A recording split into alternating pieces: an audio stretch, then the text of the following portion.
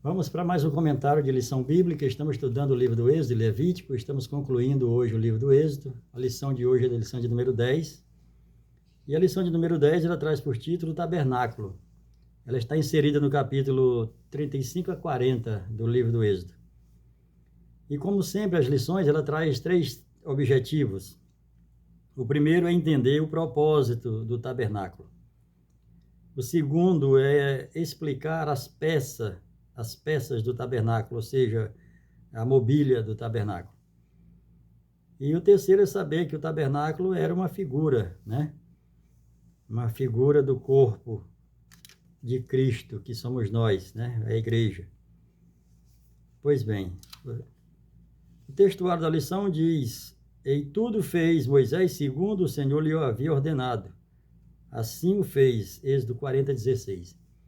A verdade prática vai dizer: o tabernáculo simbolizava a habitação terrestre de Deus no meio de Israel, né?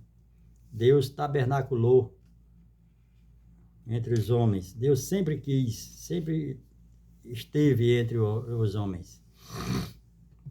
A introdução à lição vai dizer: sendo Deus um ser pessoal e racional, sempre esteve nos seus propósitos se relacionar com os seres humanos, com o homem, uma criatura que é a sua imagem e a sua semelhança.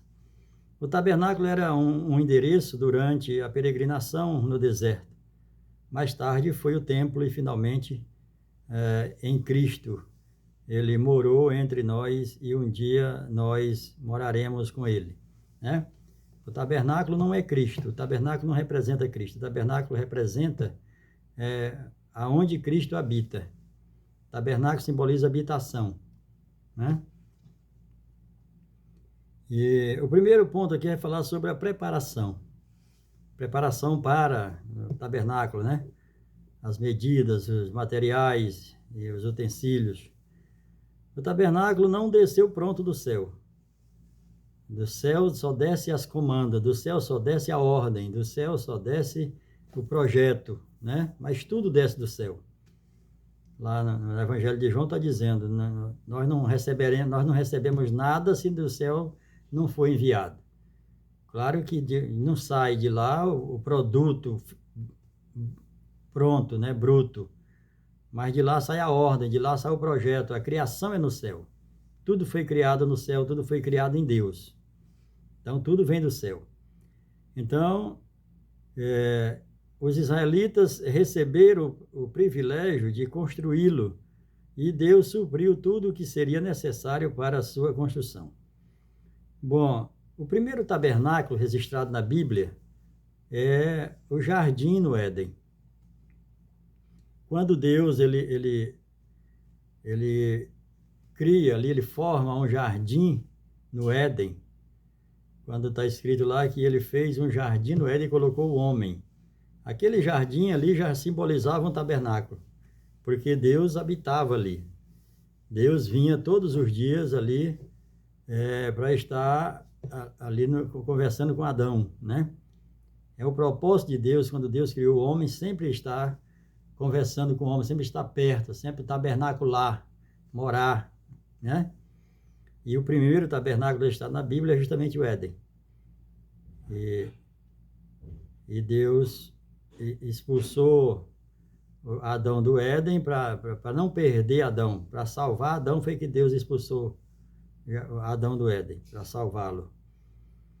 Então, o primeiro tabernáculo foi no Éden.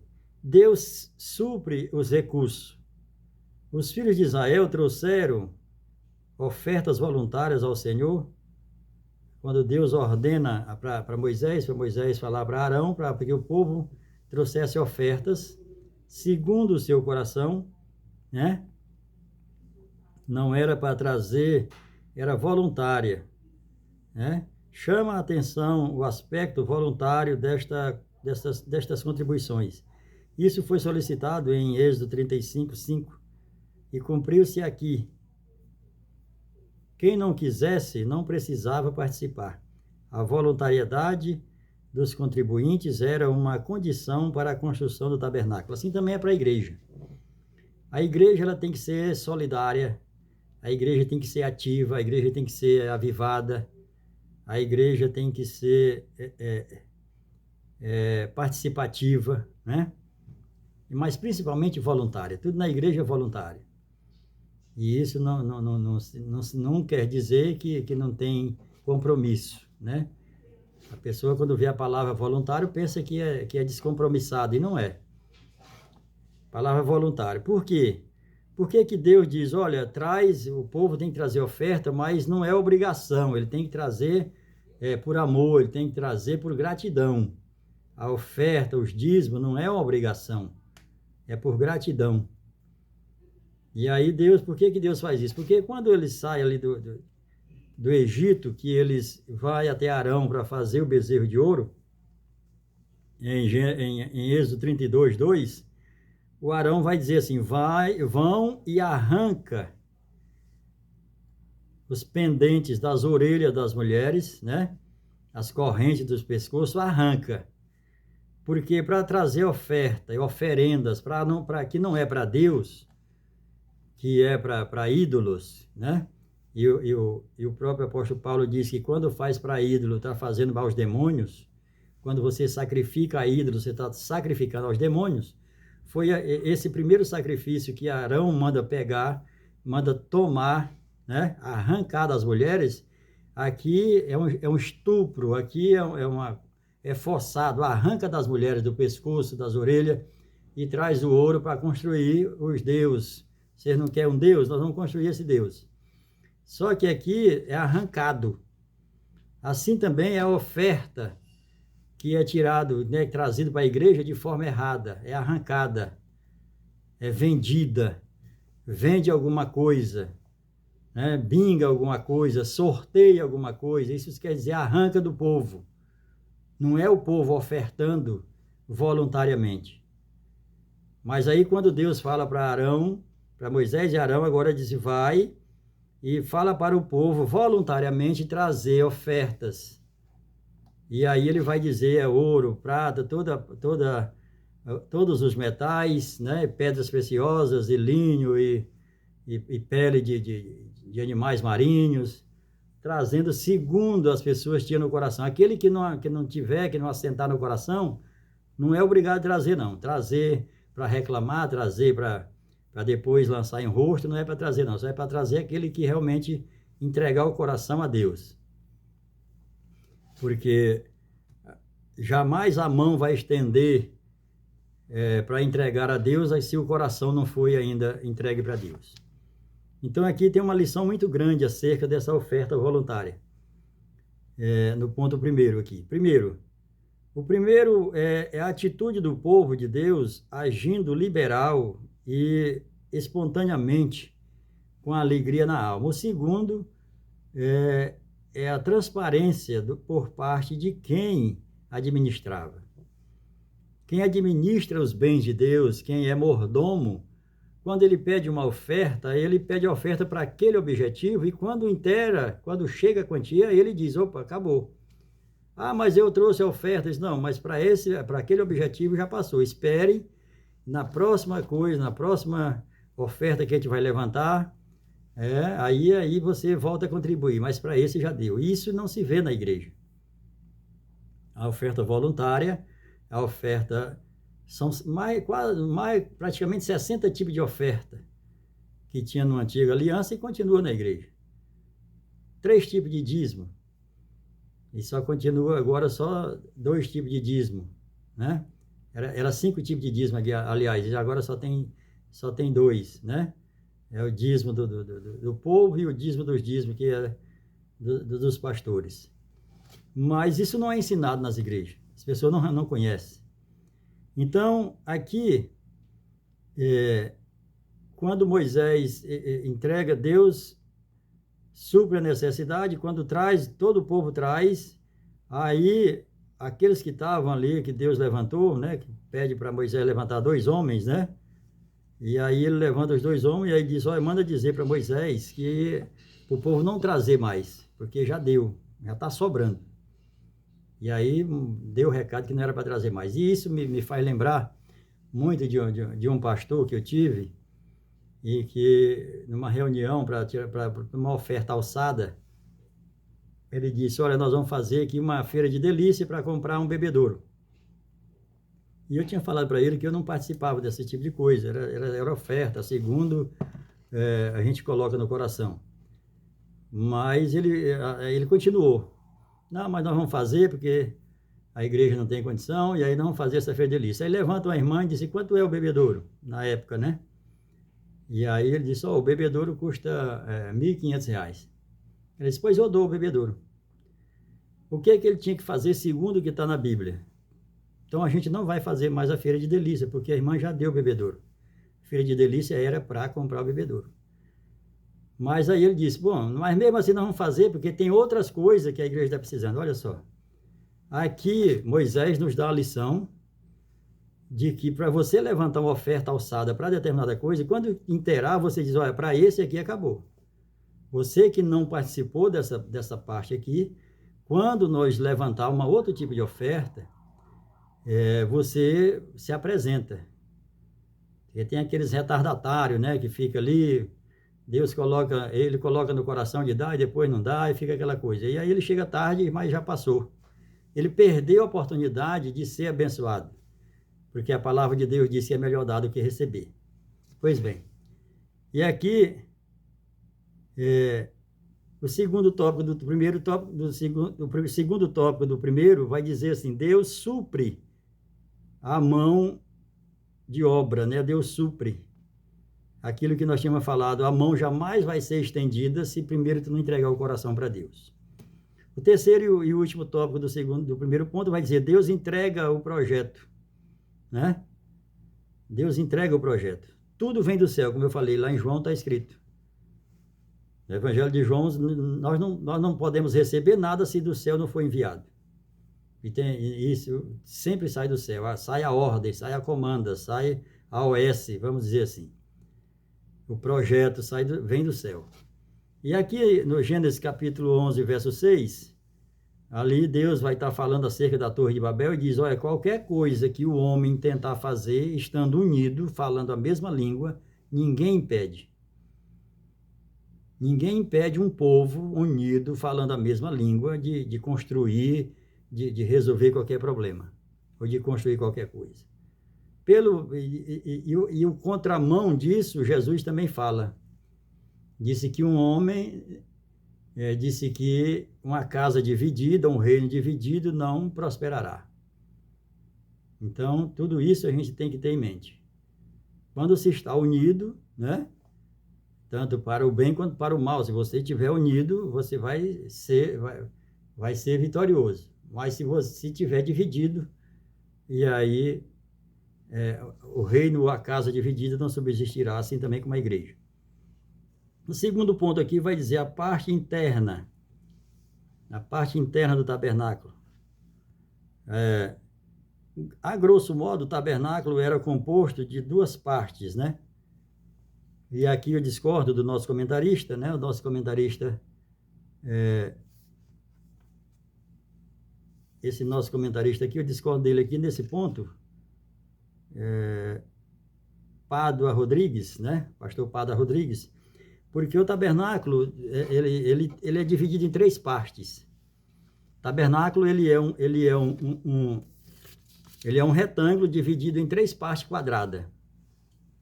Nós temos ali o átrio e nós temos o santo e o santíssimo, o santo dos santos. São três partes, e não duas.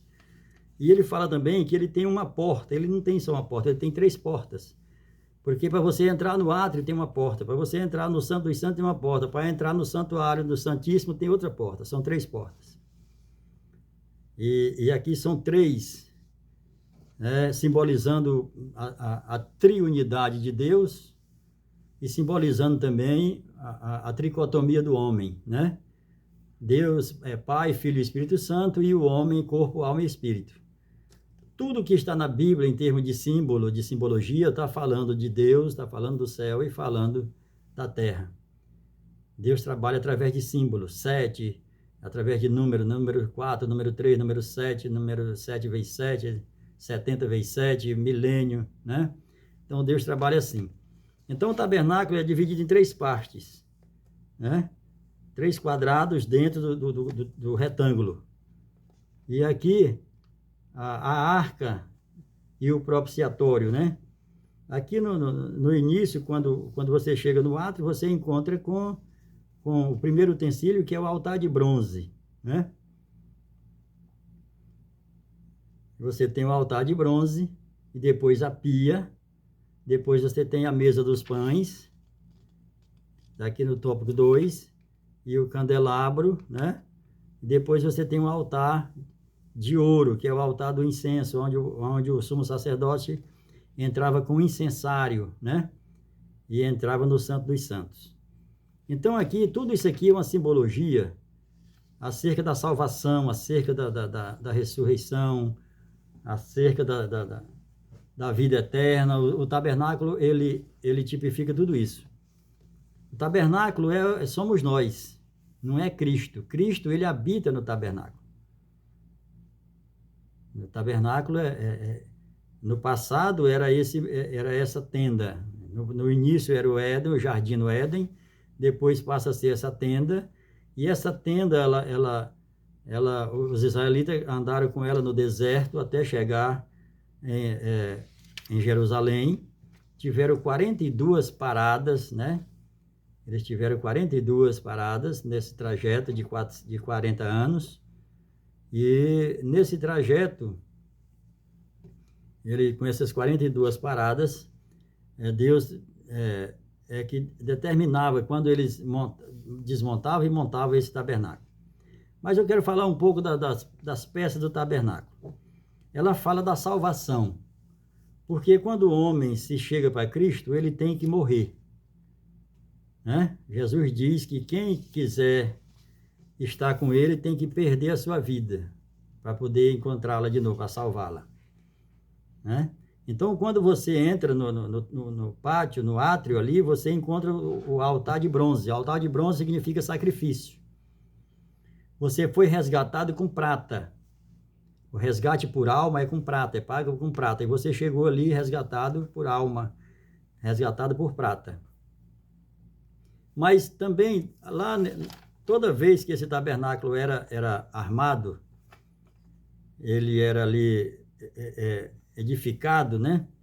Armada essa tenda, quando eles saíam do lado leste, tinha uma pedra lavrada não por mão de homem, e ela está registrada lá em 1 Coríntios capítulo 10, versos 3 e 4.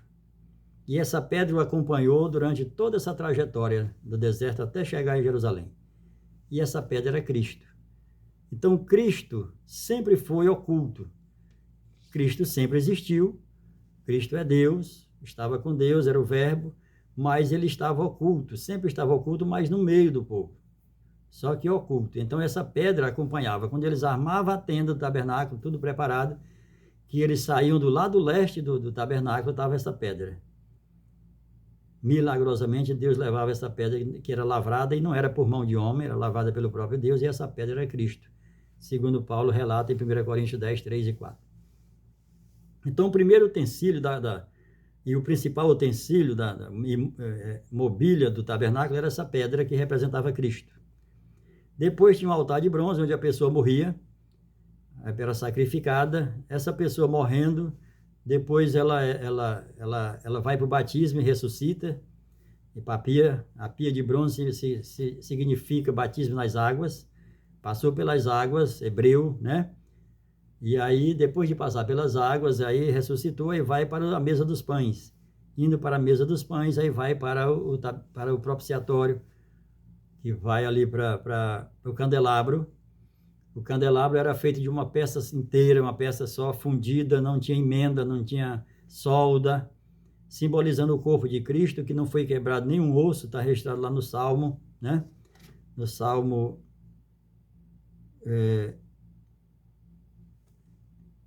eu não estou lembrado qual é o salmo agora, mas o salmista, ele já, 111, 112, parece, o salmista, ele diz que nenhum dos seus ossos foi quebrado, já estava predito, já estava profetizado.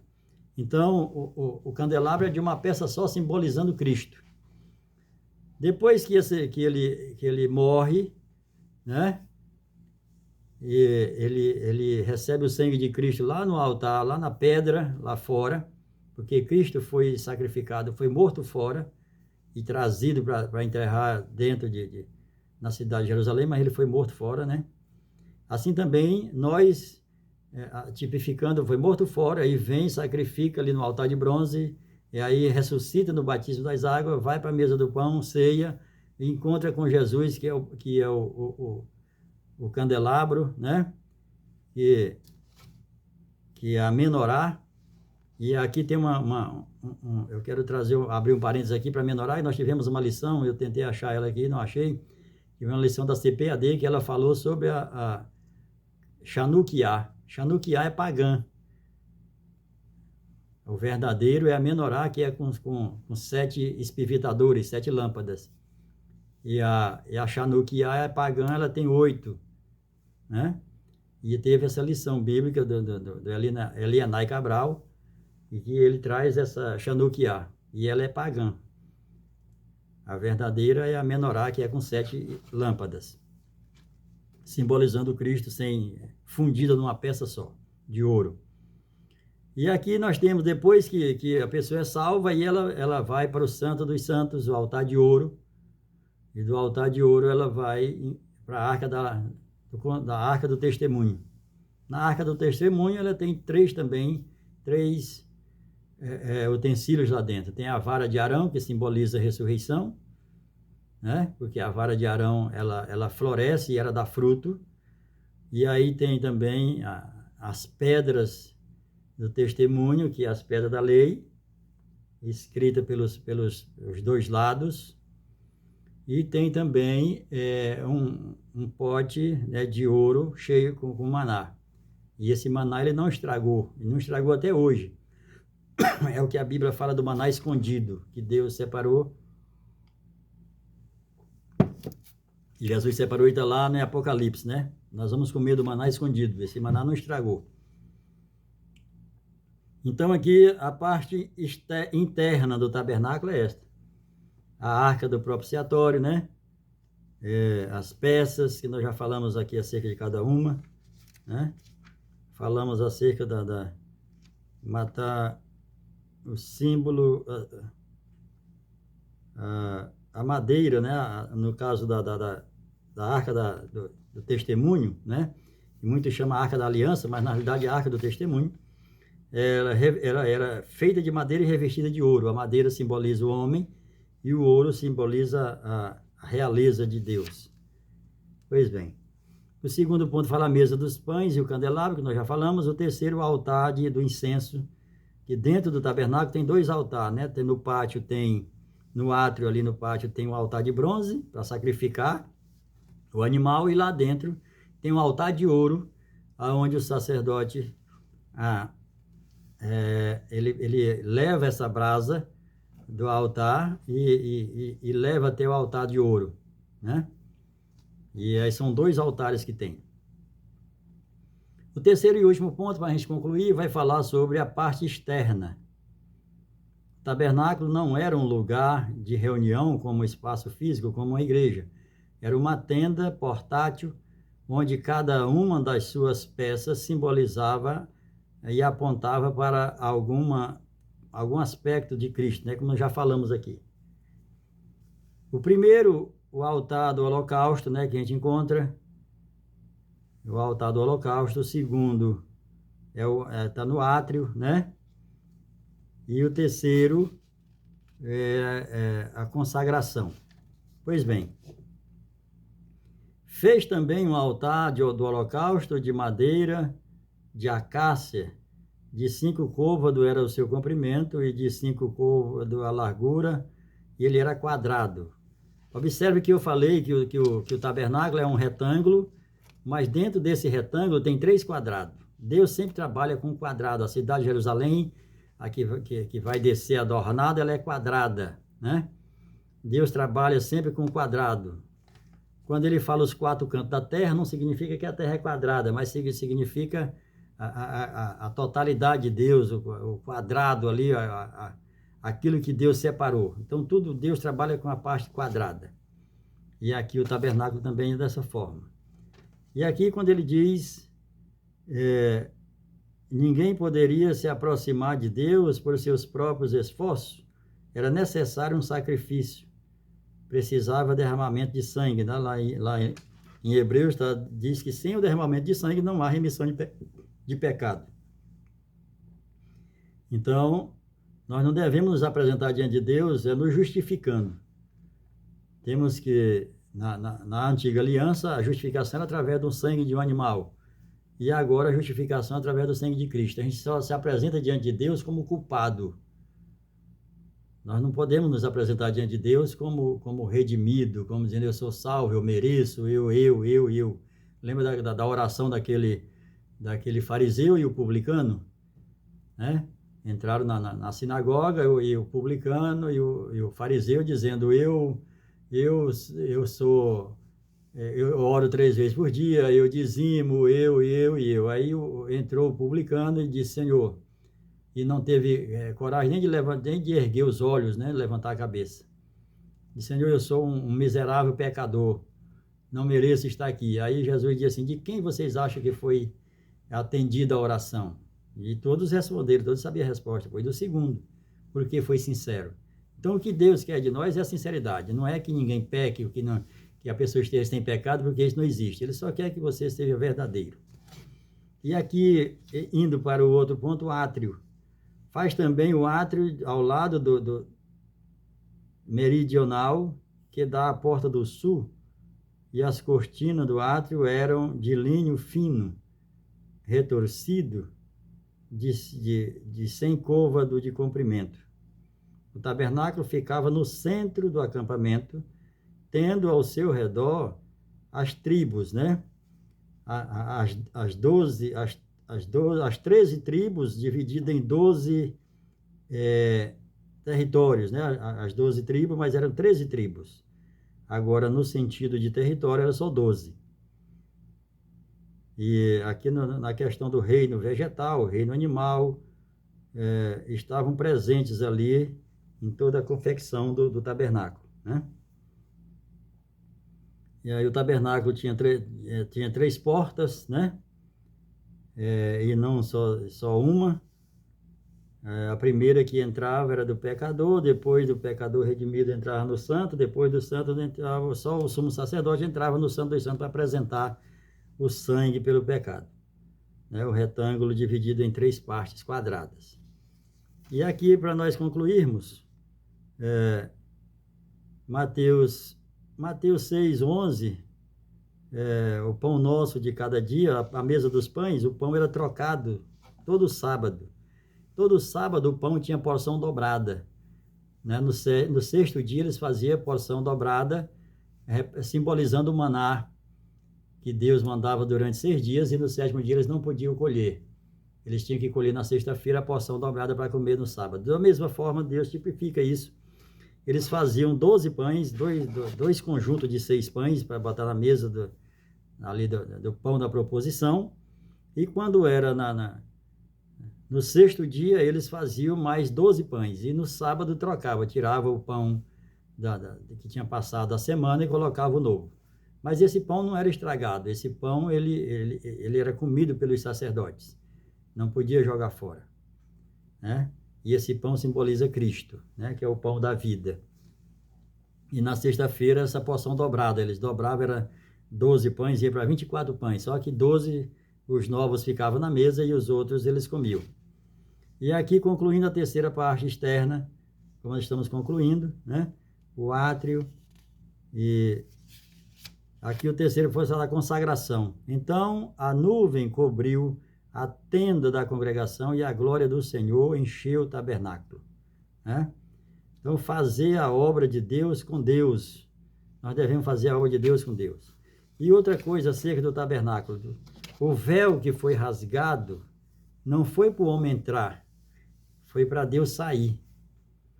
Quando o véu foi rasgado, lá quando Jesus entrega a sua vida, lá no Gólgota, e o véu do templo é rasgado.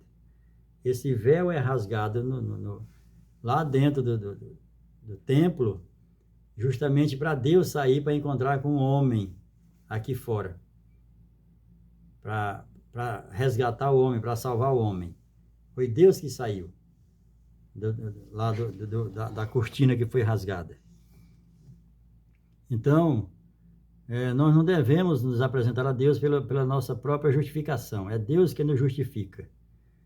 E nós temos que ter essa clareza. Que Deus abençoe mais uma lição. Deus aos professores, alunos e pastores. Tenha uma boa aula.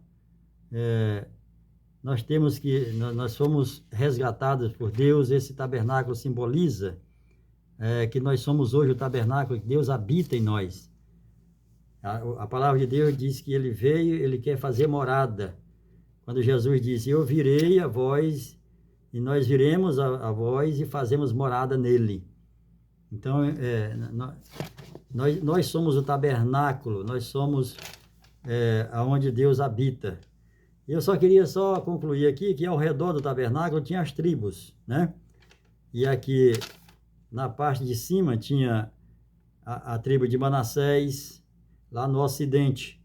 Manassés, Efraim e Benjamim, e da tribo de Levi ficavam os Gersonitas com eles. Porque Deus pegou a tribo de Levi, que não tinha posse, e colocou e dividiu essa tribo nos 4 grupos de 3 tribos, né?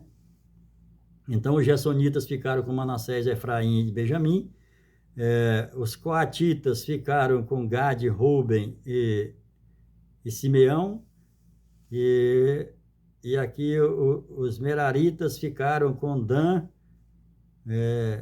Naftali e Azé. E aqui os sacerdotes, né, Moisés, Arão e os sacerdotes e os levitas ficaram com a tribo de Judá, Issacar e Zebulon. Então aqui era a separação das tribos, né? E a questão aqui, Mateus 24, 27, sai da nuvem, aqui como na cabeça de cima, né? Deus habita no norte, né? O mais alto de todos os céus.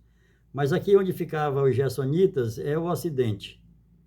Então, do ocidente é onde fica o Santo dos Santos. E o oriente é onde entra o pecador para entregar a sua vida para ser sacrificado no altar de bronze. Então, assim, o pecador entra do oriente no sentido ao ocidente. E Deus sai do ocidente para encontrar com o pecador no oriente. Por isso que Jesus, em Mateus 24, 27, ele vai dizer, assim como o raio, né, sai do ocidente até o oriente. E esse raio é Jesus. Porque no caso de Lúcifer, ele fala de uma estrela, né? Que está lá em Isaías. Está lá em Isaías também, que o Satanás ele sai como uma estrela. Ele cai uma estrela. Mas aqui no caso de Jesus, não. No caso de Jesus ele diz, assim como um relâmpago que sai do oriente, do ocidente e se mostra ao oriente. E nós que saímos do oriente, encontramos com esse Deus que vem do ocidente. Isso tudo é simbologia que vale muito a pena fazer esse cruzamento para a gente entender a palavra do Senhor. Que Deus abençoe a todos em nome de Jesus.